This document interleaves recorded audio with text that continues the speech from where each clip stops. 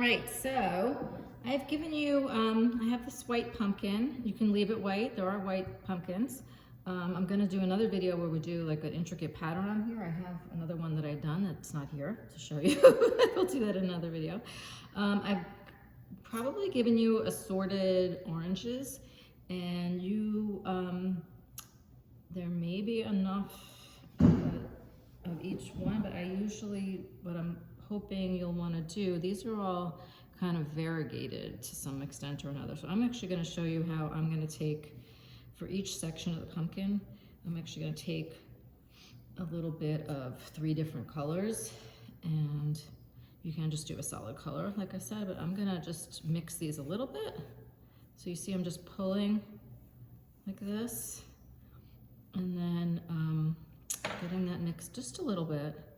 And then I'm going to do each section separately, so that if you try to cover, if you cover the whole pumpkin with the color, you're going to lose the grooves that you already did, and that's a waste. And then also, it's gonna, you're gonna see like it's gonna get splotchy.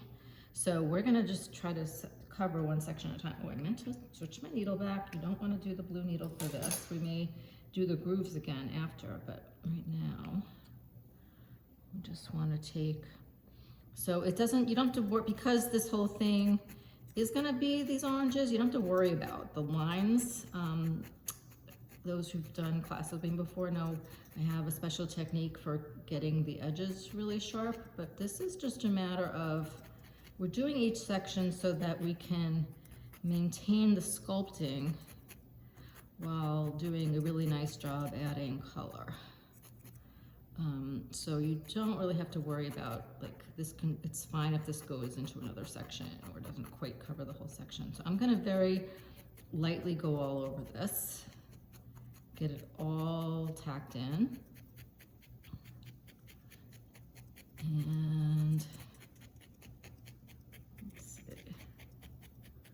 So I'm gonna do each section like this. And even though, like, when I first started, it seemed like this was a waste of time to do section by section, but honestly, you have to poke every last millimeter of the whole thing anyway. So you might as well do it section by section and kind of pay attention to your sculpting while you do it and not mess up your sculpting. And like I said, I found if you did the color first and then tried to do the grooves, the poking really hard to get those grooves kind of made marks in the, like pulled the wool, and you had to redo it anyway. So, but I see there's a spot here this late that you might leave that. A pumpkin would naturally have different variegated colors, and we're doing different variegated colors, but I'm just gonna, if you have a spot that looks a little thin, you can just put a little wisp of color on it.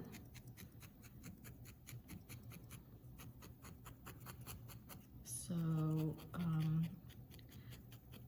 I'm really gonna, I like my pumpkins, I like all my things really well felted, so I'm gonna show you, I'm gonna spend the time on this video just getting this one really, really well done. Another thing I want to mention is if your sections are really squishy, these have enough firmness to them that I feel like I can just do the color and firm it up. If it's really squishy, and then you add the color and firm it up, they may get too small. So just make sure, if anything's, see, some of these are squishy. You may have to add a little bit of core wool even before you do the color and firm those up a little bit. I'm still in the frame. I have the camera too high to see what's going on. All right, so you can see that that has some variegation in the color, but I really maintained the shape. I'm like changing the angle of the needle to go along these curves. That's something we didn't talk about in the last video with the grooves, but even after you make the grooves, you kind of want to, it's not worth it to do it until you have the color, but now we kind of want to smooth out each section so that each one is like, has a nice shape to it, curved on the side and not just flat with grooves. Okay, so I'm gonna do the next one. I'm gonna take, I'm using these 3 different colors, and I think it'll be kind of cool if I'm not really keeping track of how much of each one I use and they come out, each section could be a little bit different. I laid them on top of each other, then I pull, and that mixes them. So I'm gonna do the next one. And you don't want to use really more wool than you need, so this, I can just start in one section and spread the wool as I go, and then if there's extra, just pull it off. Okay, so I'm gonna start up here. And I can still decide later, like, once I get this done, it might be obvious to me which one is the top and which one is the bottom. It might not, we'll see.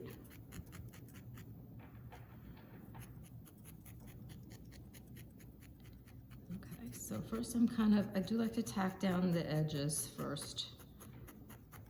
And there may be a little too much wool over here, but we could just go over into the next section. That's a little, like, you see that little speck there? It's a little piece of vegetable matter I'm gonna pick out. Use your fingers or some other tools to pick that out, not the needle. You can easily snap a needle trying to get a little bit of hay out of your wool. It's not worth it. Okay, so I'm gonna see what I'm doing. I'm going all over this section now. And I'm poking harder into the groove, and I'm making sure I get this poked all over, and I keep changing the angle of my needle. You see how I'm going a little bit sideways this way. See, to the section on the left, I poke toward the left. To the section on the right, I poke toward the right. I'm constantly changing the angle of the needle because the angle determines how I'm sculpting the wool. Even though we already did the sculpting, as we add more wool, we have to reinforce the shapes. So even the top layers involve some sculpting. It's sort of like painting with wool, except you really have to pay attention to the angles, so that not just where you're putting the color. So again, I see a little bit of a bald spot right there, and some pumpkins have orange and white in them, so that would be fine, but I'm gonna take a little bit of this color. And you can make it more or less stripy and obvious. You can also mix the colors again to make the patch the same as the whole thing. I can see some spots over here too. I'm just gonna, here I'm gonna go a little darker. Actually, let me just show you how we can, now that I did the 3 blended colors, but if you wanted to emphasize the grooves, there's a couple different things you can do. I can take little bits of the darker orange. I don't think I'd want it to be that obvious, but you can put, I'm just going to show you, you can put the darker orange in the groove and then tack that in to really emphasize that. You can put like the brightest color, like little splotches along the center. Just make sure you don't want it to be like obvious. So I do these little wispy pieces. You see how wispy that is? So it's not going to have a hard edge to it. But you can go around, after you've done all the sections, you can go around and do some stuff like that if you wanted to. I kind of like the randomness of blending the 3 colors. This one I think was, see, these were like darker, duller colors. I think I'm giving you brighter, deeper oranges, which hopefully you like. If you want something more muted, just ask me. We could swap out some wool if you're local.